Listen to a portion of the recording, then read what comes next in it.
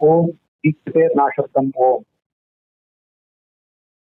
ಈ ಈಕ್ಷತಿ ಅಂದ್ರೆ ಈಕ್ಷಣೀಯತ್ವ ಅಂತ ಹೀಗೆ ಅರ್ಥ ಇಟ್ಕೊಂಡಿದ್ದೀವಿ. ಅನುವ್ಯಾಖ್ಯಾನದಲ್ಲಿ ಕೂಡ ಈಕ್ಷಣೀಯತ್ವೋ ವಿಷ್ಣು ಅಂತ ಅನುವ್ಯಾಖ್ಯಾನದ ಮೊದಲನೇ ಅಧ್ಯಾಯದ ಸಂಸೂತ್ರದ ಮೊದಲನೇ ಅಧ್ಯಾಯದ ಮೊದಲನೇ ಪಾದದ 112ನೇ ಶ್ಲೋಕದಲ್ಲಿ ಈಕ್ಷಣೀಯತ್ವೋ ವಿಷ್ಣು ವಾಚ್ಯ ಏವ ನಿತಾನ್ಯಥ ಅಂತ ಹೇಳಿದ್ದನ್ನೆಲ್ಲ ನೋಡಿದ್ವಿ. ಅಲ್ಲಿ ಸಮನ್ವಯ ದೀಕ್ಷತೆಯಷ್ಟ ಅಂತ ಏನಿದೆಯಲ್ಲ, ಆ ಚಕಾರಕ್ಕೆ ವಾಚ್ಯತ್ವ ಎಂಬ ಹೇತು, ಭಗವಂತ ಸರ್ವಶುದ್ಧ ವಾಚ್ಯನಾಗಿದ್ದಾನೆ, ಹಾಗೆ ಈಕ್ಷಣೀಯನು ಕೂಡ ಆಗಿದ್ದಾನೆ, ಅಂದ್ರೆ ಜ್ಞಾನ ವಿಷಯನೂ ಕೂಡ ಆಗಿದ್ದಾನೆ. ಇವೆರಡು ಹೇತುಗಳಿಂದ ಕೂಡಿದ ವಾಚ್ಯತ್ವ ಎಂಬ ಹೇತು ಮತ್ತು ಈಕ್ಷಣೀಯತ್ವ ಎಂಬ ಎರಡು ಹೇತುಗಳಿಂದ ಕೂಡಿದ ಪೂರ್ವ ಹೇತು. ಪೂರ್ವ ಹೇತು ಅಂದ್ರೆ ಸಮನ್ವಯ, ಎಲ್ಲ ಉಪಕ್ರಮ ಉಪಸಂಹಾರಾದಿಗಳ ಬೆಂಬಲ ಇರೋದ್ರಿಂದ ಭಗವಂತ ವಿಷ್ಣುವೇ ಆಗಮೋದಿತ ಎಂಬುದಾಗಿ ಸಿದ್ಧನಾಗ್ತಾನೆ ಅಂತ ಗೊತ್ತಾಗ್ತದೆ. ಹೀಗೆ ಚಕಾರವನ್ನು ಹೇಳುವುದರ ಉದ್ದೇಶ ವಾಚ್ಯತ್ವ ಮತ್ತು ಈಕ್ಷಣೀಯತ್ವ ಎಂಬ ಎರಡು ಹೇತುಗಳು, ಈ ಎರಡು ಹೇತುಗಳಿಂದ ಕೂಡಿದ ಸಮನ್ವಯ ಎಂಬ ಹೇತು ಅನ್ನೋದನ್ನು ತಿಳಿಸ್ಲಿಕ್ಕಾಗಿ ಅಲ್ಲಿ ರಾಘವೇಂದ್ರ ಸ್ವಾಮಿಗಳು ತತ್ವಮಂಜರಿಯ 23ನೇ ಗದ್ಯ ಭಾಗದಲ್ಲಿ ಸದಭಾವೇ ಕುತೋನ್ವಯ ಇಕ್ಕಿತ್ತೇ ಅಂತ ಹೇಳಿದ್ದಾರೆ. ಅದು ಕೂಡ ಅನುವ್ಯಾಖ್ಯಾನನೇ. ಅನುವ್ಯಾಖ್ಯಾನದಲ್ಲಿ ಈಕ್ಷಿತ ವಿಕರಣದಲ್ಲಿ ಆ ಮೊದಲನೇ ಅಧ್ಯಾಯ ಮೊದಲನೇ ಪಾದ ಅಲ್ಲಿ ಈಕ್ಷಿತ ವಿಕರಣದಲ್ಲಿ 133ನೇ ಶ್ಲೋಕ ಇದೆ. ಸಮನ್ವಯ ಪ್ರತಿಜ್ಞಾತೆ ಶಬ್ದಗೋಚರ ಕೈವಹಿ ಪ್ರಥಮ ಪ್ರತಿಪಾದ್ಯಾಸ್ಯ ಸದಭಾವೇ ಕುತೋನ್ವಯ ಅಂತ ಆ ಶ್ಲೋಕ. ಅದನ್ನ ರಾಘವೇಂದ್ರ ಸ್ವಾಮಿಗಳು ಸದಭಾವೇ ಕುತೋನ್ವಯ ಅಂತ ಹೇಳಿದ್ದಾರೆ. ಸಮನ್ವಯವು ಪ್ರತಿಜ್ಞಾತೆ, ಪ್ರತಿಜ್ಞೆ ಮಾಡಲ್ಪಟ್ಟಾಗ, ತತ್ವ ಸಮನ್ವಯ ಎಂಬ ಸೂತ್ರದಲ್ಲಿ ಸಕಲ ಶಾಸ್ತ್ರಗಳು ಕೂಡ ಬ್ರಹ್ಮ ಪ್ರತಿಪಾದಿತಗಳೇ ಆಗಿವೆ ಎಂಬುದಾಗಿ ಪ್ರತಿಜ್ಞೆ ಮಾಡಲ್ಪಟ್ಟಾಗ, ಶಬ್ದಗೋಚರತಾ ಏವ, ಮೂರು ಅನುವ್ಯಾಖ್ಯಾನದ ಶ್ಲೋಕದ ಅರ್ಥ ಹೇಳ್ತಾ ಇದ್ದೇನೆ. ಶಬ್ದವಾಚ್ಯತ್ವವೇ ಪ್ರಥಮ ಪ್ರತಿಪಾದ್ಯ ಸ್ಯಾತ್, ಮೊಟ್ಟ ಮೊದಲು ಸಮರ್ಥಿಸಲ್ಪಡಬೇಕಾದಂತಹ ವಿಷಯ ಆಗಿದೆ. ಸಮನ್ವಯ ಹೇಳ್ಬೇಕಾದ್ರೆ ಉಪಕ್ರಮ ಉಪಸಂಹಾರಾದಿಗಳ ಬೆಂಬಲ ಪರಮಾತ್ಮನೇ ಸರ್ವಶಾಸ್ತ್ರ ತತ್ವಾದ್ಯ ಎಂಬುದಾಗಿದೆ ಅಂತ ಹೀಗೆ ಹೇಳೋದಕ್ಕಿಂತ ಮುಂಚೆ ಪ್ರಥಮವಾಗಿ ಶಬ್ದವಾಚ್ಯತ್ವವನ್ನು ಹೇಳ್ಬೇಕಲ್ಲ. ಶಬ್ದವಾಚ್ಯನಾಗಿದ್ರೆ ಮುಂದೆ ಉಪಕ್ರಮ ಉಪಸಂಹಾರಾದಿಗಳ ಬೆಂಬಲ ಅವನಿಗಿದೆ ಅಂತ ಹೇಳ್ಬೋದು. ಅದರಿಂದ ಮೊದಲು ಹೇಳಲ್ಪಡಬೇಕಾದದ್ದು ಶಬ್ದವಾಚ್ಯತ್ವವೇ. ಶಬ್ದ ಗೋಚರತ ಅಂದ್ರೆ ಶಬ್ದವಾಚ್ಯತ್ವವೇ. ಪ್ರಥಮ ಪ್ರತಿಪಾದ್ಯಾಸ್ಯ ಈ ಆಕಾರದಿಂದ ಸದಭಾವೇ ಶಬ್ದವಾಚ್ಯತ್ವವೇ ಇಲ್ಲದೆ ಹೋದ್ರೆ, ಸದಭಾವೇ ಕುತೋನ್ವಯ ಅಂತ ಇಲ್ಲಿ ರಾಘವೇಂದ್ರ ಸ್ವಾಮಿ ಹೇಳಿದಾರಲ್ಲ, ಶಬ್ದವಾಚ್ಯತ್ವೇ ಇಲ್ಲ ಅಂತಂದ್ರೆ ಅದ್ರ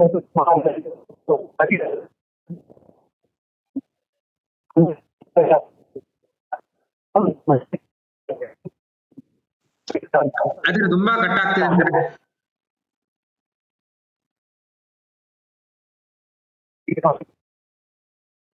ಇಲ್ಲ ಇಲ್ಲ ಇಲ್ಲ ಈ ಕೇಳಿಸ್ತದೆ, ಸ್ವಲ್ಪ ಪರವಾಗಿಲ್ಲ.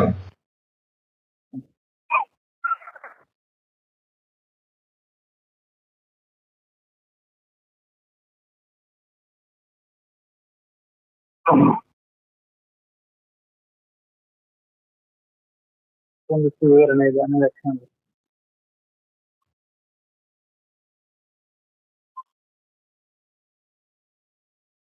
ದೇವ ಸೌಮ್ಯದ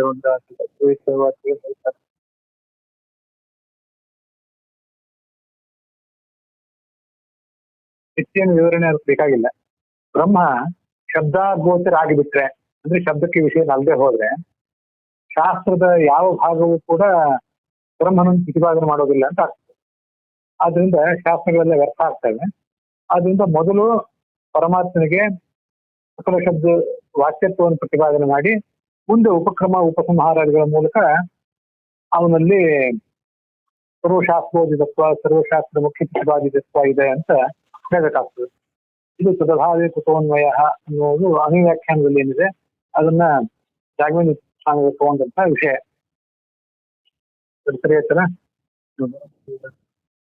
24ನೇ ಭಾಗ ನಾಲ್ಕಲ್ಲ 23ನೇ ಭಾಗದಲ್ಲೇ ಮುಂದುವರೆದ ಭಾಗ ಮುಂದಿನ.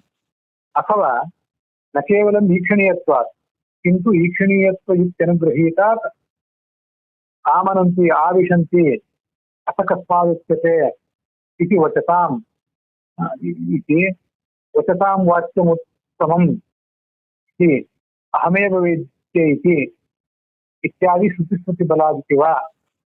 ಈ ಈಕ್ಷತೆ ಚ ಅಂತ ಏನಿದೆಯಲ್ಲ ನಾವು ಭಾಷೆಯಲ್ಲಿ ಆ ಚಕಾರಕ್ಕೆ ಒಂದರ್ಥ ಹೇಳಿದರು. ಅದೇನು ಒಂದರ್ಥ? ಈಕ್ಷಣೀಯತ್ವ ಮತ್ತು ವಾಚ್ಯತ್ವ ಇವೆರಡರ ಜೊತೆಗೂಡಿದ ಅನ್ವಯ ಎಂಬ ಹೇತು. ಅದ್ರ ಮೂಲಕ ಭಗವಂತನಿಗೆ ಆಗಮೋತ್ತತ್ವವನ್ನು ಹೇಳ್ತೇವೆ ಅಂತ. ಈ ಚ ಅನ್ನೋದಕ್ಕೆ ಮತ್ತೊಂದು ಅರ್ಥವನ್ನು ಹೇಳಬಹುದು ಅಂತ ರಾಘವೇಂದ್ರ ಸ್ವಾಮಿ ಹೇಳ್ತಾ ಇದ್ದಾರೆ. ಅದೇನು ಅಂದ್ರೆ ಕೇವಲ ಈಕ್ಷಣೀಯತ್ವ ಇರುವುದರಿಂದ ಮಾತ್ರ ಅಲ್ಲ, ಅರ್ಥಾತ್ ಜ್ಞಾನ ವಿಷಯತ್ವ ಪರಮಾತ್ಮನಲ್ಲಿ ಇರುವುದರಿಂದ ಮಾತ್ರ ಅಲ್ಲ, ಇನ್ನೂ ಅನೇಕ ಪ್ರಮಾಣಗಳಿವೆ. ಅವೇನು ಅಂದ್ರೆ ಈಕ್ಷಣೀಯತ್ವ ಅನುಗ್ರಹೀತಾತ್. ಈಕ್ಷಣೀಯತ್ವ ಅನ್ನೋದೊಂದು ಯುಕ್ತಿ. ಆ ಯುಕ್ತಿಯಿಂದ ಕೂಡಿದ ಅನೇಕ ವೇದವಾಕ್ಯಗಳು, ಸರ್ವೇ ವೇದಾಯ ಪರಮಾಮನಂತೆ ಅಂತ ಹೀಗೆ ಸರ್ವಮೂಲದಲ್ಲೇ ಬಂದಿದ್ದು. ಕೆಲವು ಇಲ್ಲಿರೋದೆಲ್ಲ ಈಗ ಸಿಗ್ತವೆ, ಕೆಲವು ಸಿಗಕ್ಕಿಲ್ಲ. ನಾಮಾನಿ ಸರ್ವಾಣಿ ಯಮಾವಿಶಂತಿ, ಅಲ್ಲಿ ನೋಡಿ ಆಮನಂತಿ ಮತ್ತು ಆವಿಶಂತಿ ಇವೆರಡಕ್ಕೂ ಸೇರಿ ಒಂದು ಇನ್ವರ್ಟೆಡ್ ಕಾಮ ಹಾಕಿದ್ದಾರೆ. ಅದು ಹಾಗೆ ಸರಿಯಲ್ಲ. ಆಮನಂತಿ ಆದ್ಮೇಲೆ ಒಂದು ಇನ್ವರ್ಟೆಡ್ ಕಾಮ ಇರಬೇಕು, ಕ್ಲೋಸ್ ಆಗ್ಬೇಕಲ್ಲಿ. ಒಂದು ಆವಿಶಂತಿ ಅನ್ನೋದಕ್ಕೆ ಮತ್ತೆ ಪ್ರತ್ಯೇಕವಾಗಿ ಎರಡು, ಸ್ಟಾರ್ಟಿಂಗ್ ನಲ್ಲಿ ಒಂದು, ಎಂಡ್ ನಲ್ಲಿ ಒಂದು, ಎರಡು ಬೇಕು. ಹೀಗೆ ಸರ್ವೇ ವೇದಾಯ ಪರಮಾಮನಂತಿ ತಥಾಂಸಿ ಸರ್ವಾಣಿ ತೇಯದ್ವದಂತಿ ಏಚ್ಛಂತೋ ಬ್ರಹ್ಮಚರ್ಯಂ ತರಂತಿ ಸತ್ಯೇತಂ ಸಂಗ್ರಹೇಣ ಪ್ರವಕ್ಷ್ಯೆ ಸತ್ಯೇತಂ ಸಂಗ್ರಹೇಣ ಬ್ರವೀಣ್ಯೋ ಮಿತ್ಯೇತತ್ ಅಂತ ಆ ಶ್ಲೋಕ. ಅದು ಅಲ್ಲಿ ಸರ್ವೇ ವೇದಾಯ ಪರಮಾಮನಂತಿ ಅಂತ ಬಂದಿರೋದು. ತಥಾಂಸಿ ಆ ಶ್ಲೋಕ ಏನಿದೆ, ಸತ್ಯೇತಂ ಸಂಗ್ರಹೇಣ ಬ್ರವೀಣ್ಯೋ ಮಿತ್ಯೇತತ್ ಅಂತ ಒಂದು ಉಪನಿಷತ್ನಲ್ಲಿದೆ. ಈ ಆಥರ್ವನ್ನೋ ಮುಂಡಕನೋ ಯಾವುದೋ ಒಂದು ಉಪನಿಷತ್ನಲ್ಲಿದೆ. ಇನ್ನೊಂದು ಸತ್ಯೇತಂ ಸಂಗ್ರಹೇಣ ಪ್ರವಕ್ಷ್ಯೆ ಅಂತ ಅನ್ನೋದು ಮಹಾಭಾರತದಲ್ಲಿದೆ. ಅದನ್ನು ಆಚಾರ್ಯ ಭಾಷ್ಯದಲ್ಲಿ ಉದ್ಧರಿಸಿದ್ದಾರೆ. ಹೀಗೆ ಆಮನಂತಿ ಅನ್ನೋದಕ್ಕೆ ಸ್ಟಾರ್ಟಿಂಗ್ ನಲ್ಲೊಂದು, ಕೊನೆಗೊಂದು ಈ ಕಾಮಗಳು ಬೇಕು. ಅಂದ್ರೆ ಅದನ್ನ ಕೋಟೆಡ್ ಅಂತ ಅರ್ಥ. ಅದು ಇನ್ನೊಂದು ಆವಿಶಂತಿ ಅಂತಂದ್ರೆ ನಾಮಾನಿ ಸರ್ವಾಣಿ ಯಮಾವಿಶಂತಿ ಸಂವೈ ವಿಷ್ಣು ಪರಮ ಮುದಾಹರಂತಿ, ಯಾವನಲ್ಲಿ ಎಲ್ಲಾ ವೇದಗಳು ಎಲ್ಲಾ ನಾಮಗಳು ಕೂಡ ಪ್ರವೇಶ ಮಾಡಿದೆಯೋ, ಅಂದ್ರೆ ವಾಚ್ಯತ್ವೇನ ಪ್ರವೇಶ ಮಾಡಿದೆಯೋ ಅವನನ್ನೇ ವಿಷ್ಣು ಎಂಬುದಾಗಿ ಹೇಳ್ತಾರೆ ಅಂತ ಮತ್ತೊಂದು ಕೊಟೇಶನ್ ಅದು. ಅದರಿಂದ ಆವಿಶಂತಿ ಅನ್ನೋದಕ್ಕೂ ಕೂಡ ಆರಂಭದಲ್ಲಿ ಮತ್ತು ಕೊನೆಗೆ ಕಾಮ ಬೇಕು. ಮುಂದೆ ಅಸಕಸ್ಮಾದುಚ್ಯತೆ ಅಂತ ಇನ್ನೊಂದು, ಅಸಕಸ್ಮಾದುಚ್ಯತೆ ಬ್ರಹ್ಮೇತಿ ಬೃಹಂತೋಷಸ್ಮಿನ್ ಗುಣಾಹ. ಇದು ಕೂಡ ಗೀತಾ ಭಾಷ್ಯದಲ್ಲಿ ಆಚಾರ್ಯರು ಉತ್ತರಿಸಿರುವಂತಹ ಒಂದು ವೇದವಾಕ್ಯ. ಈ ಪರಮಾತ್ಮನನ್ನ ಬ್ರಹ್ಮ ಅಂತ ಯಾಕೆ ಕರೀತಾರೆ ಅಂದ್ರೆ ಬೃಹಂತೋ ಶಸ್ಮಿನ್ ಗುಣಾಹ, ಮಹಾಗುಣ ಇದ್ದವನು. ಅಥವಾ ಬ್ರಹ್ಮತಿ ಬ್ರಹ್ಮ ಏತಿಚ, ತಾನು ದೊಡ್ಡವನಾಗಿದ್ದಾನೆ ಮತ್ತು ತನ್ನ ಭಕ್ತರನ್ನು ಕೂಡ ಮುಕ್ತಿಗೆ ಏರಿಸ್ತಾನೆ, ದೊಡ್ಡವರನ್ನಾಗಿ ಮಾಡ್ತಾನೆ ಅಂತ ಹೀಗೆಲ್ಲ ಬಂದಿದೆ. ಅಸಕಸ್ಮಾದುಚ್ಯತೆ ಅನ್ನುವಲ್ಲಿ ಸರಿ ಇದೆ. ಆರಂಭದಲ್ಲೊಂದು ಕೊನೆಗೊಂದು ಉದಾಹರಣದ ಚಿಹ್ನವಾಗಿ ಕೊಟೇಶನ್ ಇರೋದು ಸರಿ ಇದೆ. ಮುಂದೆ ವಚಸಾಂ ವಾಚ್ಯಂ ಉತ್ತಮಂ ಅಂತ ಅದು ಕೂಡ ಎಲ್ಲೋ ಸರ್ವಮೂಲದಲ್ಲಿ ಬಂದಿರೋದು, ಅದು ಸರಿಯಾಗಿದೆ. ಮುಂದೆ ಅಹಮೇವ ವೇದ್ಯ ಅಂತಿದೆಯಲ್ಲ, ಇದು ವೇದೈಶ್ಯ ಸರ್ವೈರ್ ಅಹಮೇವ ವೇದ್ಯ ಅಂತ ಅನ್ನೋದು ಭಗವದ್ಗೀತೆಯಲ್ಲಿ. ಇತ್ಯಾದಿ ಶ್ರುತಿ ಬಲ.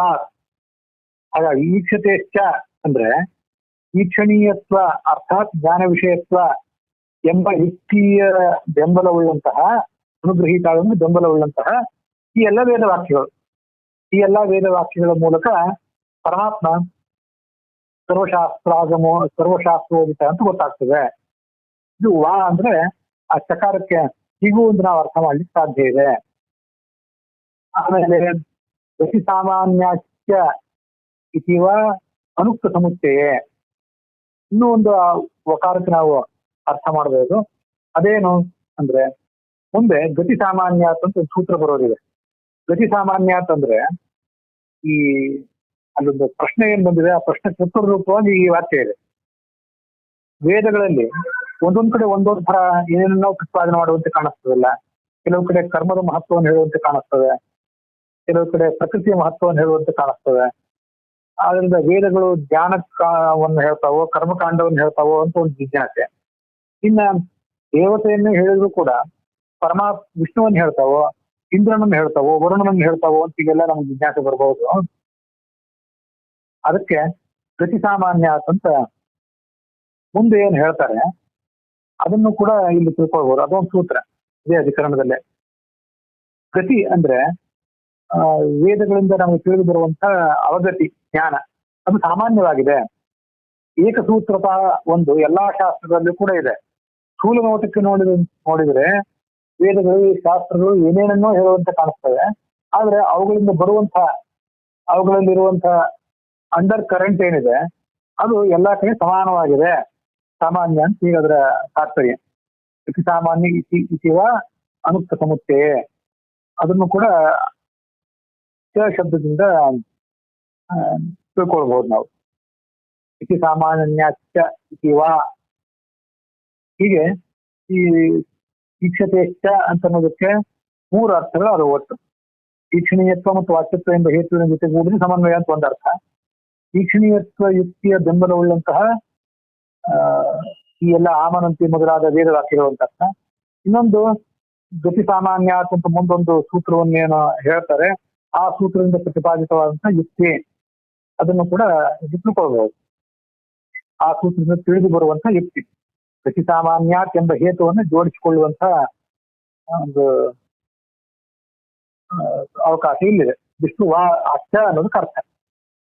ಸರ್ವಶಾಸ್ತ್ರ ಉತ್ಪಾದ್ಯ ಜ್ಞಾನಸ್ಯ ಐಕರೂಪ್ಯ ಹೇತು ಅಸಹಕೃತಸ್ಯ ಸಮನ್ವಯಾದಿತ್ಯುಕ್ತ ಉಪಕ್ರಮ ಹೇತೋ ಅರ್ಥೇನ ಆಗಮೋಚಿತ್ವ ಸಾಧಕ ಅಯೋಗ ನಿವೃತ್ತಾರೆ. ಅದು ಹೇಗೆ ಅಂತಂದ್ರೆ ಸಮನ್ವಯಾದಿತ್ಯುಕ್ತ ಉಪಕ್ರಮಾದ ಹೇತು ತಪ್ಪು ಸಮನ್ವಯ ಎಂಬಲ್ಲಿ ಉಪಕ್ರಮ ಉಪಸಂಹಾರಾದಿಗಳ ಬೆಂಬಲದಿಂದ ವಿಷ್ಣುವೇ ಸರ್ವಶಾಸ್ತ್ರೋದಿತ ಅಂತ ಏನು ತಿಳಿದು ಬರ್ತದೆ ಅಂತ ಹೇಳಿದ್ರಲ್ಲ, ಸಮನ್ವಯ ಎಂಬ ಸೂತ್ರದಲ್ಲಿ ಹೇಳಲ್ಪಟ್ಟ ಉಪಕ್ರಮಾದಿ ಹೇತುಗಳೇನಿವೆ ಅವು ಕಾರ್ತ್ನೇನ ಅಂದ್ರೆ ಸಂಪೂರ್ಣವಾಗಿ ಭಗವಂತನಿಗೆ ಆಗಮೋದಿತತ್ವವನ್ನು ಹೇಳ್ತಾವಲ್ಲ, ಹಾಗೆ ಅವು ಸಾಧನೆ ಮಾಡಬೇಕಾದ್ರೆ ಅದಕ್ಕೆ ಈ ಗತಿ ಸಾಮಾನ್ಯ ಎಂಬ ಸೂತ್ರದಲ್ಲಿ ಹೇಳಲ್ಪಟ್ಟಂತ ಒಂದು ನ್ಯಾಯದ ಬೆಂಬಲ ಬೇಕು. ಆ ನ್ಯಾಯದ ಬೆಂಬಲ ಇಲ್ಲದೆ ಹೋದ್ರೆ ಇದಾಗೋದಿಲ್ಲ. ಅದೇನು ಗತಿ ಸಾಮಾನ್ಯ ಎಂಬಲ್ಲಿ ಹೇಳಲ್ಪಟ್ಟ ನ್ಯಾಯ ಏನು ಅಂದ್ರೆ ಸರ್ವಶಾಸ್ತ್ರ ಉತ್ಪಾದ್ಯ ಜ್ಞಾನಕ್ಕೆ ಐಕರೂಪ್ಯ ಹೇತು. ಗತಿ ಅಂದ್ರೆ ಸರ್ವಶಾಸ್ತ್ರಗಳಲ್ಲಿ ಉತ್ಪಾದ್ಯ, ಆ ಶಾಸ್ತ್ರವನ್ನು ಅಧ್ಯಯನ ಮಾಡಿದಾಗ ನಮಗೆ ಹುಟ್ಟುವಂತ ಜ್ಞಾನ, ಆ ಜ್ಞಾನವೇ ಇಲ್ಲಿ ಗತಿ ಎಂಬ ಶಬ್ದದಿಂದ ಹೇಳಲ್ಪಟ್ಟಿದೆ ಸೂತ್ರದಲ್ಲಿ. ಆ ಜ್ಞಾನಕ್ಕೆ ಐಕರೂಪ್ಯ ಹೇತು. ಆ ಜ್ಞಾನ ಎಂಬುದು ಏಕರೂಪವಾಗಿದೆ.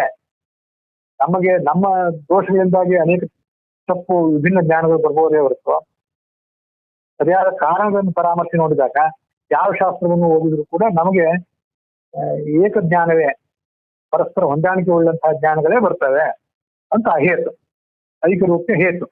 ಈ ಹೇತುವಿನ ಸಹಕಾರ ಇದ್ದರೆ ಉಪಕ್ರಮ ಉಪಸಂಹಾರಾದಿಗಳು ಪರಮಾತ್ಮನಲ್ಲಿ ಸರ್ವಾಗಮೋದಿತತ್ವವನ್ನು ಹೇಳ್ತಾರೆ.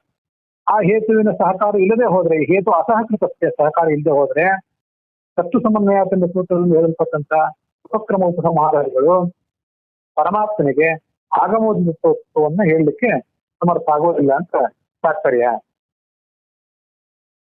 ನೋಡಿ ಅದು ವಾಕ್ಯಗಳು.